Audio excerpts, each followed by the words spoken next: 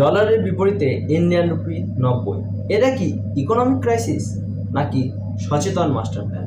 অনেকেই ভয় পাচ্ছেন যে সত্যি কি ইন্ডিয়ান ইকোনমি বিপদের মুখে। মাকু আর কংগ্রেস তো ফাটা রেকর্ড বাজিয়েই চলেছে। সাধারণ মানুষের মনে ভয়, কিন্তু অর্থনীতির ছাত্র হিসাবে এর পিছনের আসল গল্পটা জানা অত্যন্ত জরুরি। রুপি কমে যাওয়া মানেই ব্যর্থতা নয়, এটা আসলে একটা ডেলিভারেট পলিসি চয়েস। কেন কথা বলছি তার আগে ইম্পসিবল ট্রিনিটি কি সেটা বুঝতে হবে। ইম্পসিবল ট্রিনিটি 3 থেকে 2। ইকোনমিক্সে একটা নিষ্ঠুর নিয়ম আছে যাকে বলে ইম্পসিবল ট্রিনিটি। এর মানে একটা দেশ একসাথে 3টা জিনিস ধরে রাখতে পারে না। পৃথিবীর কোনো দেশেই পারেনি। এই 3টি ফ্যাক্টর হলো: 1, stable exchange rate; 2, interest rate control; 3, free capital flow. আপনাকে যে কোনো দুটো বেছে নিতে হবে। হংকং প্রথম দুটো নিয়েছে, তাই তাদের নিজস্ব সুদের হারের ওপর কোনো নিয়ন্ত্রণ নেই।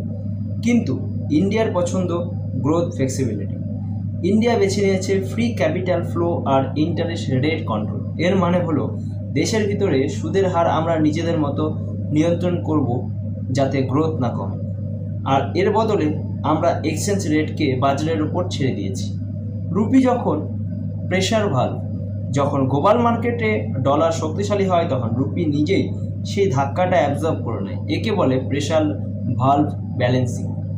রুপি না কমলে সুদের হার হু হু করে বেড়ে যেত, যা সাধারণ মানুষের লোন বা বিজনেসের জন্য আরও ভয়ের হতো। এক্সপোর্টারদের জন্য খুশির খবর, উইক রুপি মানে ইন্ডিয়ান এক্সপোর্ট বিদেশিদের কাছে আরও সস্তা। আমাদের সফটওয়্যার, ফার্মা, টেক্সটাইল আর ম্যানুফ্যাকচারিং সেক্টর গ্লোবাল মার্কেটে বেশি শক্তিশালী হয়। এতে বেশি রুপি আয় করা হয় এবং কর্মসংস্থান বাড়ে। ইন্ডিয়ান রুপি 90 হওয়া কোনো ব্যর্থতা নয়, এটা হলো রিজিভ কন্ট্রোল। এর বদলে গ্রোথ ফ্লেক্সিবিলিটি বেছে নেওয়ার দাম।